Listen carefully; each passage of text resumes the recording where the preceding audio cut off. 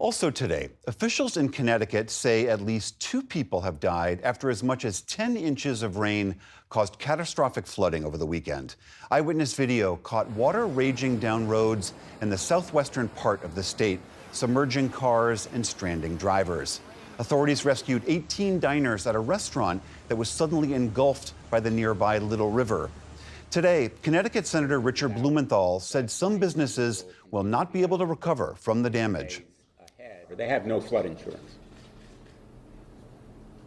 Because who would have thought the Little River would turn into a gushing torrent of destruction, which is what happened.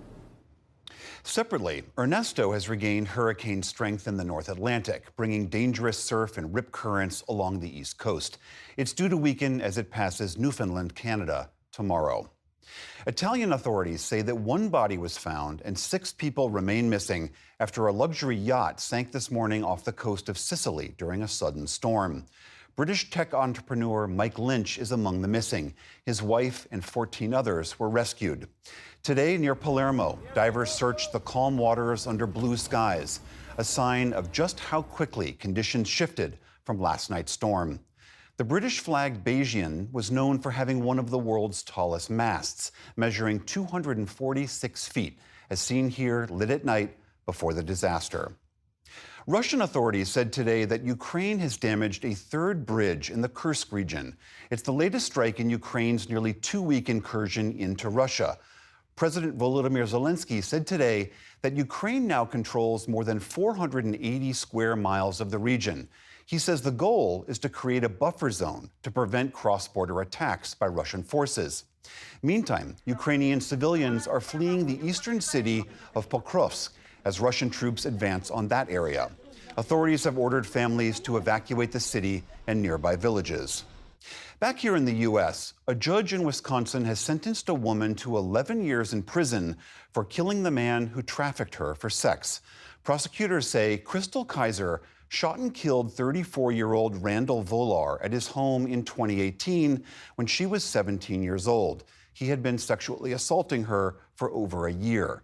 Kaiser's lawyers claimed she could not be held liable for the killing because of a state law that absolves sex trafficking victims of, quote, any offense committed as a direct result of that trafficking.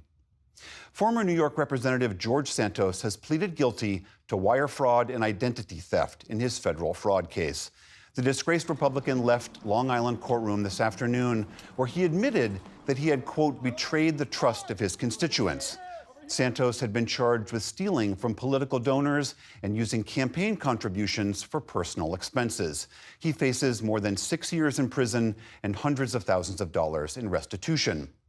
On Wall Street today, stocks built on their recent gains to start the week.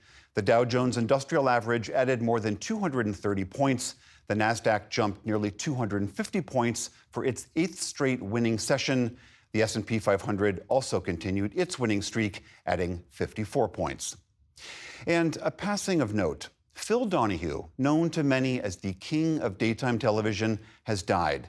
The Phil Donahue Show, later simply called Donahue, first launched in 1967 in Dayton, Ohio.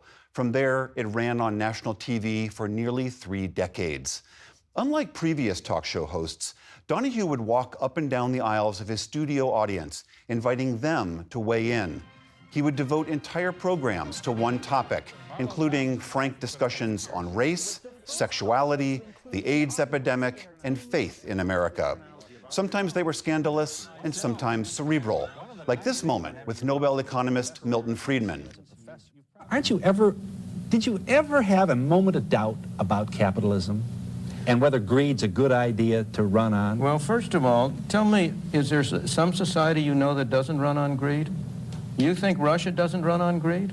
You think China doesn't run on greed? What is greed? Of course, none of us are greedy. It's only the other fellow who's greedy. His program racked up 20 Emmy Awards, and earlier this year, Donahue received the highest civilian honor, the Presidential Medal of Freedom. Donahue also met his future wife on the program, actress Marlo Thomas, who appeared as a guest in 1977. They were married for more than 40 years. Phil Donahue was 88 years old. Still to come on the NewsHour, in a new book, the former U.S. ambassador to Russia details his experience during the invasion of Ukraine. This is the PBS NewsHour from WETA Studios in Washington and in the West from the Walter Cronkite School of Journalism at Arizona State University.